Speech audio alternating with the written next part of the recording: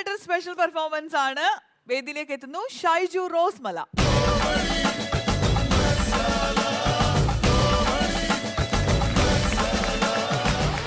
ഇതാണ് ഷൈജു റോസ്മല. ഒരു നല്ല കലാകാരനാണ്. ഈ റോസ്മല എന്ന് പറയുന്നത് സ്ഥലമാണല്ലേ, സ്ഥലപ്പേരാണ്.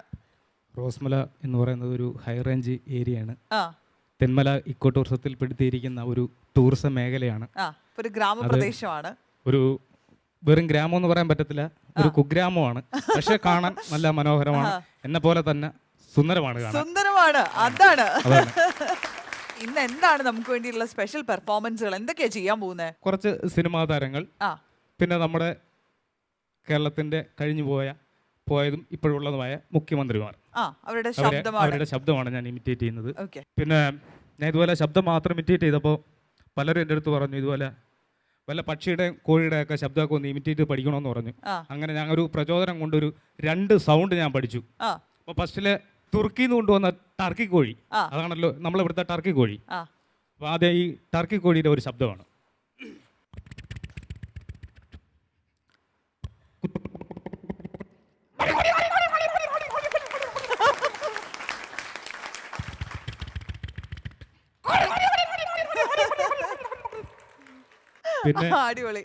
പിന്നെ എൻ്റെ ശ്രദ്ധയിൽ പെട്ടത് വേറൊരു സൗണ്ടാണ്. എപ്പോഴൊന്നുമില്ല കേട്ടാ.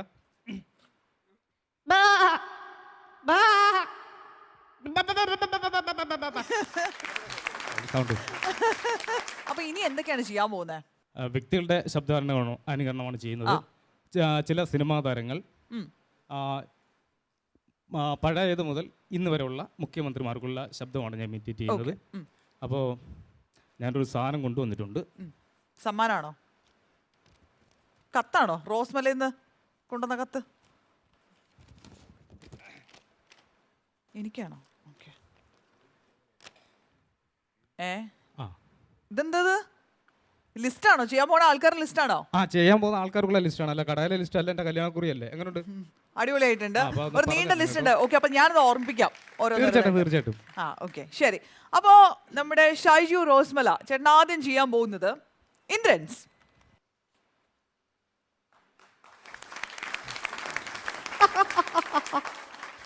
പുലിക്കോടനും തോമാച്ചായനും കൂടി സിനിമാ കൊട്ടക കടന്ന് പൊരിഞ്ഞാടി.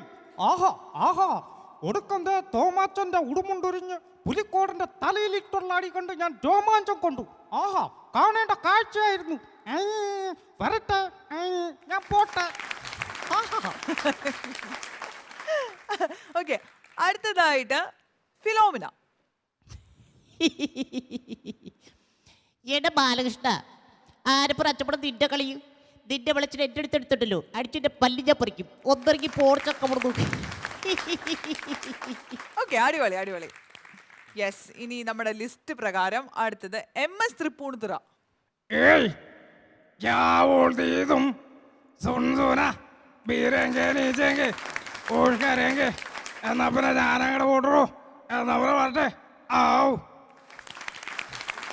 Good good.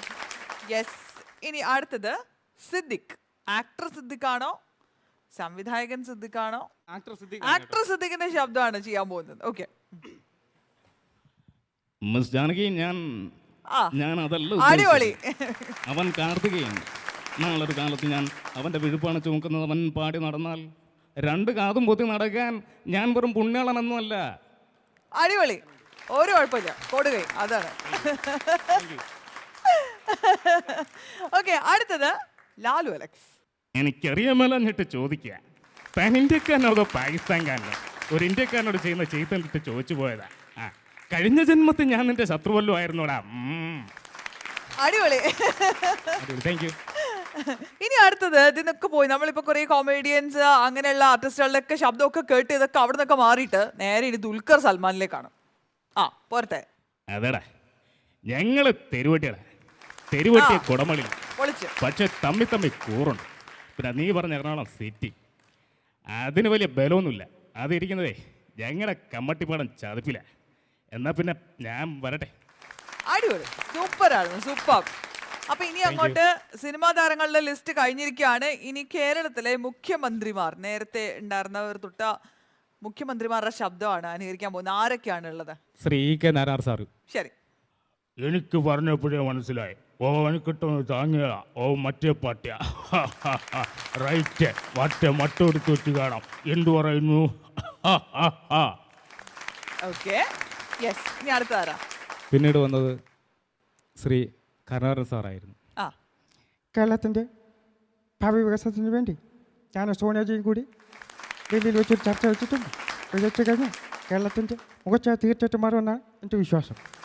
Okay, good good. അടുത്തതായി ശ്രീ ആന്റണി സാറായിരുന്നു. ആ, ഒരു പടി ചെയ്യത് വീട്ടിൽ വെറുതെ കുത്തിയിരിക്കുമ്പോഴാണ് വിളിച്ച് ഡൽഹിയിലൊരു തേരത്തതു പ്രതിരോധം. തിരിച്ച് കേരളത്തിൽ വന്നപ്പോൾ എല്ലാ തകിടം മറിഞ്ഞു. എല്ലാം നഷ്ടപ്പെട്ട ഒരു കവചകുണ്ടലം നഷ്ടപ്പെട്ട ആളുടെ പേര് ഞാൻ മറന്നുപോയി. അതേ ഒരു അവസ്ഥയാണ് എനിക്ക് പറ്റിയത്. ഓക്കെ. ഇനി അടുത്തതാരാണ്? ആന്റണി സാർ അടുത്തതായി കഴിഞ്ഞിട്ട് Shri V S Achuthananda sir. എല്ലാം ശരിയാക്കുമെന്ന് പറഞ്ഞിട്ട് അവരാദ്യം തന്നെ എന്നെ ശരിയാക്കി ഒരു മൂലയിലിരുത്തിയില്ലേ. തേച്ചില്ലേ പെണ്ണെ, തേച്ചില്ലേ എന്നെ, തേപ്പ് പൊട്ടി പോലെ തേച്ചില്ലേ എന്നെ. Good good good good. അടുത്തതായി വന്നത് ഉമ്മൻചാണ്ടി സാറായിരുന്നു.